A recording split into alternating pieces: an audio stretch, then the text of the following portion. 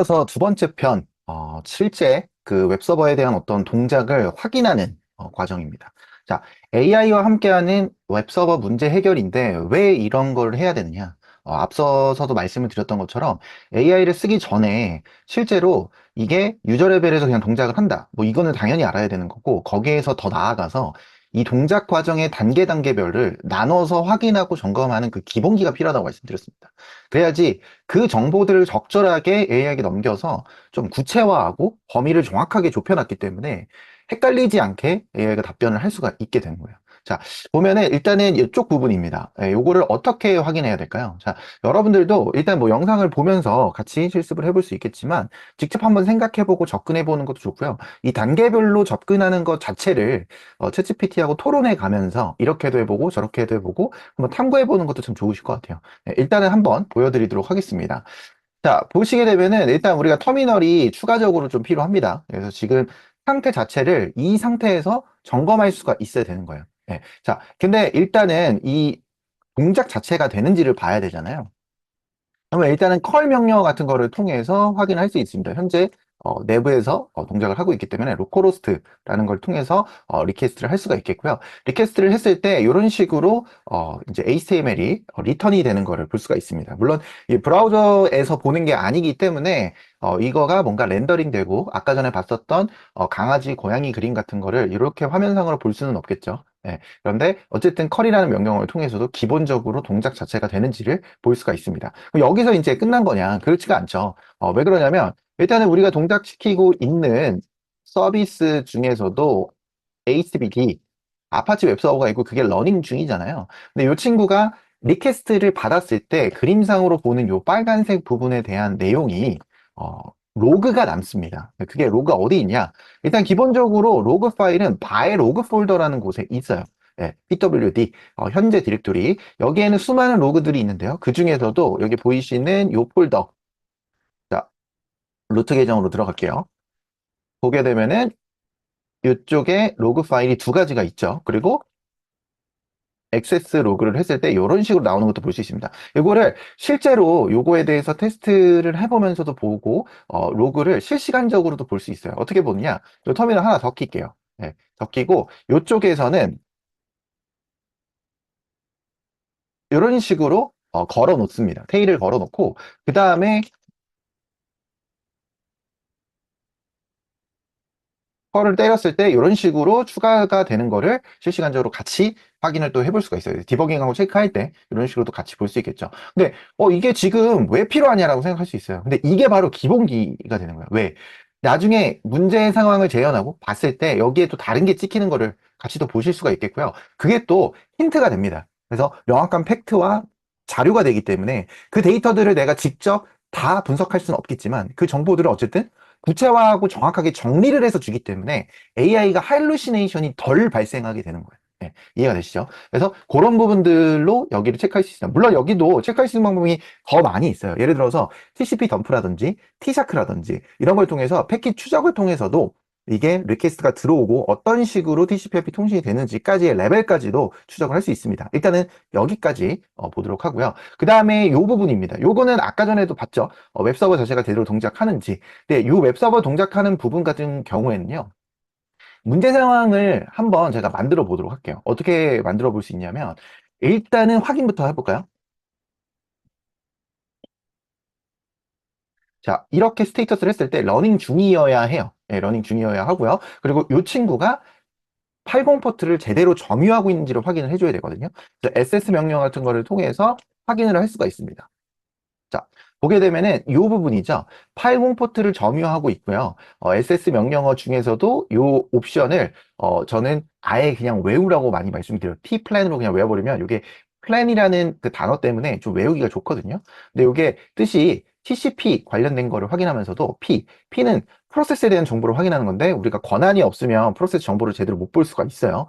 그리고 리슨 중인 거, 그리고 모든 소켓 상태, 그리고 N은 넘버 리기라고 해서 이 숫자가 예를 들어서 22번이면 SSH라고 그냥 표현하는 경우들이 있어요. 80 같은 경우에도 HTTP 아니면은 그리고 또 도메인 주소로 그냥 출력을 하는 경우들도 있거든요. 그냥 모두 다 숫자로 넘버 리그로 보겠다는 그런 뜻입니다. 근데 어쨌든 이 옵션을 굉장히 많이 쓴다라고 보시면 되겠고요. HTTPD라고 하는 친구가 점유하고 있는 걸 볼 수 있죠. 근데 여기서 살짝 문제 상황을 한번 제가 만들어 보도록 할게요. 어떻게 만들어 볼 수 있냐면, 이거는 잠깐 스탑을 합니다. 그리고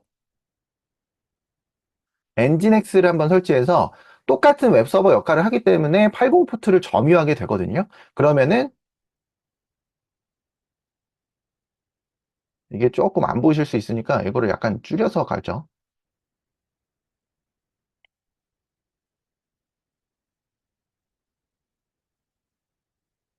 자, 엔진엑스가 돌고 있기 때문에 여기서 80 포트를 확인을 해보면 엔진엑스가 점유하고 있단 말이에요. 근데 이 상황에서 HBD를 스타트를 했다고 봅시다. 그러면 일단은 이런 메시지가 뜨고요. 그리고 스테이터스를 한번 해보면은 페일 상태가 돼 있는 걸 볼 수가 있어요. 그쵸? 근데 여기서 중요한 게 뭐냐면, 직접 오류를 만들어 놓고 페일이라고 뭐 어쩌고 하면 어떡하냐, 북치고 장구치고 있는 거 아니냐, 라고 생각할 수 있겠지만, 우리는 그냥 얘를 그냥 보는 겁니다. 그러니까 아무 맥락이 없고 그냥 이거를 그냥 보게 되는 거예요. 실제 업무에서는 그렇다는 거예요. 물론 진짜 아무 맥락이 없는 건 아니겠죠. 왜냐하면 어쨌든 웹서버를 구축하고 돌리는 과정이 그냥 백지에서 갑자기 만들어지진 않았을 테니까. 하지만은 이제 요즘 같은 경우에는 스크립트를 통해서 아니면은 뭐 도커 같은 거를 통해서도 여러 가지 이미 스크립트화가 되어 있어가지고 바로 세팅이 되는 경우들도 있기 때문에 그냥 이거를 그냥 마주하게 되는 거예요. 그러면은 얘를 마주했을 때 우리는 어떻게 접근해야 되냐는 거죠. 중요한 거는. 자, 얘를 만났을 때 일단은 오류 메시지들이 힌트를 줄 수 있기 때문에 이거 자체들이 다 복사가 돼야 돼요. 일단. 왜?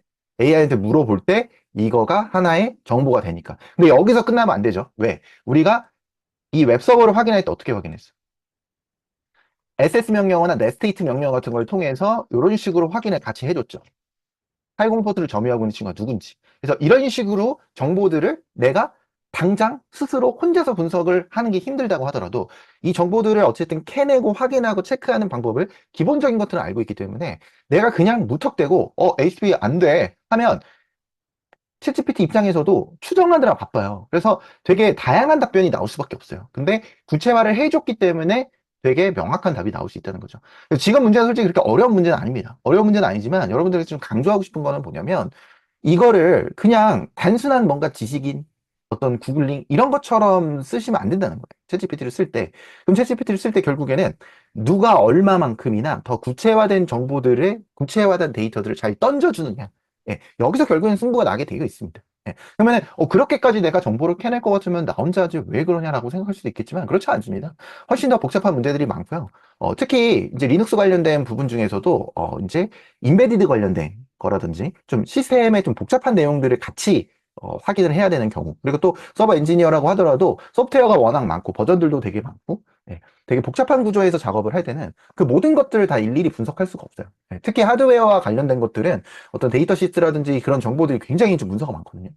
스스로 다 분석하기 어려워요. 당연히 AI를 쓰는 게 훨씬 더 효율적입니다. 하나의 어떤 조수 같은 느낌인 거죠. 조교 같은 느낌인 거죠.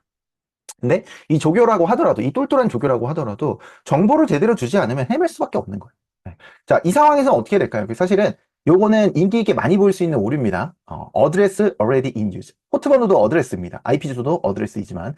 자, 이 바인드를 할 수 없다고 하죠. 시스템 콜 바인드를 통해서 특정 포트를 점유하겠다는 거를 리눅스 커널에 허락을 받게 됩니다. 네. 그래서 이거를 엔진엑스가 이미 먼저 허락을 받았고 점유를 하고 있기 때문에 이 친구가 점유를 못한다라는 뜻입니다. 그래서 HTTPD가 점유를 하려면 어떻게 해야 돼요? 결국에 뭐 별거 없죠. 엔진엑스를 스탑을 해줘야 됩니다. 근데 여기서 중요한 게 보통 이렇게 해서 프로세스 아이디 얻어낸 다음에 그냥 킬을 해버리는 경우들이 있어요. 예. 그게 불가능하고 안 된다는 말은 아닙니다. 근데 킬로 죽이는 거는 킬로 죽이기 전에 만약에 이게 서비스로 구동되고 있다면 서비스 자체를 스탑하시는 게 좋아요. 왜냐하면 킬로 죽여도 특정 서비스 같은 경우에는 죽었다가 조금 시간 지나면 다시 살아나는 경우들이 있어요. 그렇게 설정을 해놓게 되면 그렇게 되거든요. 그래서 내가 분명히 죽였는데 왜 갑자기 자꾸 살아나지? 이런 경우들이 있어요. 도커나 이런 것들도 비슷하죠.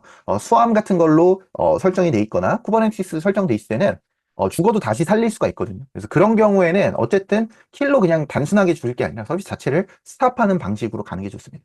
그리고 킬로 죽이더라도 바로 다짜고짜 킬 마이너스 9로 강제 종료하지 마세요. 네. 그렇게 되면 시스템 자원을 정상적으로 해제하지 않고 비정상 종료가 될 수가 있거든요. 물론 극단적인 경우에는 마지막에 마이너스 9를 써야 되겠지만 아예 안 써야 된다는 게 아니라 첫 번째 선택지로 극단적인 마이너스 9를 쓰지는 않는 게 좋습니다. 네. 자, 그러면 어떻게 되나요? 그냥 옵션 없이 주면 마이너스 15, 킬 마이너스 15를 그냥 생략하고 킬로만 하고 프로세스 아이디를 주게 되면은 이제 바로 이제 15번. 네. 그래서 킬 시그널 중에서 시그 텀이 날아가게 됩니다. 어찌됐든 요즘 설명이 길었는데 이렇게 하고 나면은 우리가 스테이터스를 다시 볼까요? 그러면 그 지금 재시작을 안 했기 때문에 페일 상태가 그대로 있는 거예요. 근데 요거를 껐다가 다시 스타트를 다시 해주거나 리스타트를 해줬을 때 여기에서 스테이터스를 보게 되면은 정상적으로 80 포트를 점유하고 러닝 중인 걸 알 수가 있습니다. 이런 식으로 요 자체도 확인하는 부분이 필요하고요. 그 다음에 이 중간 부분입니다. 이 중간 부분은 결국에 설정으로 확인이 가능한 거고요.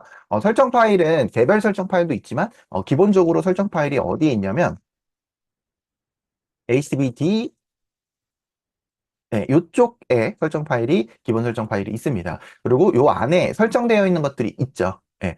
그리고 이것들도 마찬가지예요. 여기에 있는 모든 설정을 솔직히 외우고 있을 수가 있습니까? 자주 쓰는 것들만 익숙하게 가지고 있는 거죠. 근데 여기 있는 것들도 챗GPT를 통해서 이제 우리가 활용을 할 때 기본적으로 여기에 설정되어 있는 것, 예. 그리고 그거에서 뭐 변화된 게 있으면 어떤 게 변화가 됐는지 이런 부분들을 좀 던져주면서 구체적으로 질문을 해주는 게 훨씬 더 좋은 답변을 받을 수가 있게 되는 거예요. 왜냐하면 컨피그레이션도 그냥 다짜고짜 물어보게 되면 또 할루시네이션이 발생을 하면서 있지도 않은 설정을 알려줄 수도 있었거든요, 분명히. 그래서 여기서 결국엔 중요한 게 뭐냐면 구체화된 데이터를 얼마만큼 정확하게 질문하고 애매하게 질문하지 말고 정확하게 질문하라는 뜻입니다, 결국에는. 네. 자, 보도록 하겠습니다. 요 프로시패스, 요 부분이 정상적으로 들어있다라는 부분들을 체크해야 되고요. 그게 바로 이 설정, 그러니까 중간에 브릿지가 이어지게 되는 설정에 대한 내용이라는 것을 알 수가 있게 됩니다. 네. 요것도 간단하게 한번 문제 상황을 한번 만들어 보게 되면은 이게 설정은 설정인데 이 끝에를 만약에 끄고 슬래시가 없는 상태에서 해볼게요. 근데 여기서 내가 그냥 여기서 한번 이렇게 테스트를 해볼게요. 그럼 8080으로 해도 잘 되는데요? 8080 슬래시로 해도 잘 되고 그럼 슬래시 없어도 되겠네 라고 생각을 할 수가 있단 말이죠. 근데 이 상태에서 지금 설정 슬래시 없앴던 걸 기준으로 해서 리로드를 해서 설정 적용을 해주고요. 그 다음에 한번 다시 한번 확인해 볼게요. 어떤 결과가 나오는지 한번 봅시다. 자, 뭔가 안 되는 건 아니야. 아예. 예를 들어서 500 에러, 502 에러, 503 에러 이런 에러가 뜨는 게 아닙니다. 지금 뭔가 나오기는 나온단 말이죠. 네. 이게 지금 어떤 상황인 거예요? 그러니까 이 상황도 그냥 이거 뭐 캡처해서 챗GPT한테 물어볼 수도 있겠죠. 근데 이거를 물어볼 때 정보를 제대로 줘야 되는 거예요. 내가 지금 뭐를 하고 있고 어떤 로그가 찍힐 수 있고 이런 부분들을 보라는 거죠. 그러면은 아까와 같이 우리가 확인해 볼 수 있는 게 로그 파일 안에 있는 것 중에서 액세스 로그, 네. 그리고 에러 로그 이런 것들도 있을 거잖아요. 그럼 이런 정보들도 함께 줄 수가 있는 거고요. 실제로 내가 설정을 뭐에서 어떻게 했는지, 네. 그러니까 아까 전에 우리가 설정을 했던 이 설정 중에서도 이 프록시 설정을 했잖아요. 그럼 내가 설정을 어떻게 했는지 이런 정보들을 같이 주면서 물어봐야지 그냥 이 현상만 가지고 추정을 해라. 그러면 솔직히 실제 어떤 똑똑한 사람이라고 하더라도 추정밖에 할 수가 없단 말이죠. 그래 놓고서 답변이 제대로 안 나온다 라고 하게 되면은 이제 안 된다는 거죠. 네. 자, 일단은 봅시다. 그러면 이 정보를 일단 같이 줄 수가 있어요. 자, 보면은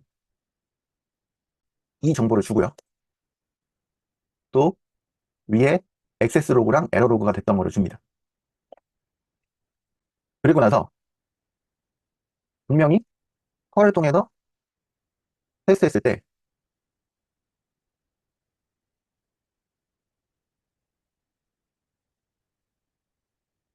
동작이 잘 되는 걸 봤는데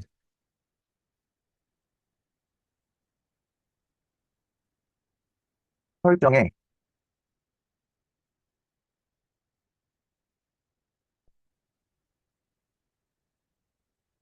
그로 슬래시가 빠져 있으면 왜 정상 동작을 못하는 거야? 라는 질문을 또 해볼 수가 있는 거죠. 예. 물론 우리가 여기는 슬래시가 빠졌기 때문에 안 된다라는 거를 정확하게 알고 있으면서 좀 질문을 하는 거긴 하지만 여기서 사실 크게 달라질 건 없어요. 왜냐하면 우리가 테스트했던 거, 어떤 현상, 그리고 로그 찍힌 것들, 내가 설정을 했던 것들 이런 정보를 다 주면서 왜 이거 정상 동작 안 해? 라고만 그냥 질문하시면 됩니다. 예, 근데 또 이 부분들을 내가 반복하지 않기 위해서는 왜 그런지를 정확하게 알려줘야 되는 거고 실제로 엔진X나 HTTP 레벨에서 설정을 할 때는 이게 자동으로 붙여주는 게 아니기 때문에 일반적인 웹 클라이언트에는 슬래시가 이제 자동으로 없더라고 하더라도 붙여줄 수가 있단 말이죠. 근데 요거는 연결을 짓는 설정이기 때문에 우리가 강제적으로 같이 붙여줘야지 지금 URL 패스가 정확하게 맞게 되고요. 실제로 구체적으로 CSS나 이미지 패스 자체가 슬래시가 없는 상태로 이어지기 때문에 이런 동작이 벌어진다는 걸 알 수가 있습니다. 예. 그래서 이런 식으로 우리가 또 활용을 해볼 수가 있는 거죠. 자, 일단은 이 설정은 다시 원상복구를 해놓도록 하겠습니다.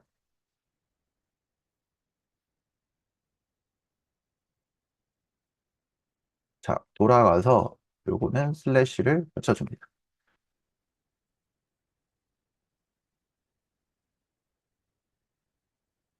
릴로드를 해주고 스테이터스를 보고요.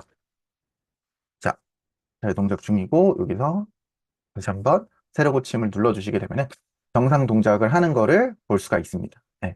그리고 아까 말씀을 드렸던 요 내용들이 이쪽 안에서 구체적으로 설명이 주는 거를 볼 수가 있죠. 네. 그래서 슬래시가 없었을 때 이런 식으로 URL이 지금 요 슬래시 URL이 정확하게 들어가 줘야 되는데 잘못 들어가서 지금 동작이 제대로 안 되는 부분들까지도 명확하게 찝어주는 거를 알 수가 있게 됩니다. 네.